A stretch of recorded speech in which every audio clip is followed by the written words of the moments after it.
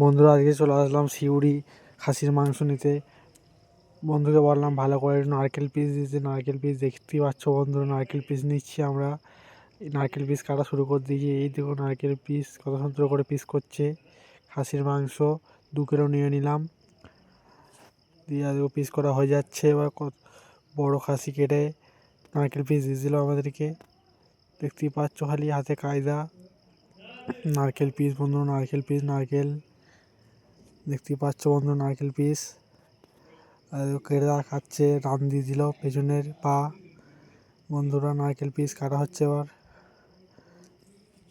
ভালোই বড় বড় পিসগুলো করছে বন্ধুরা, দেখতেই পাচ্ছ।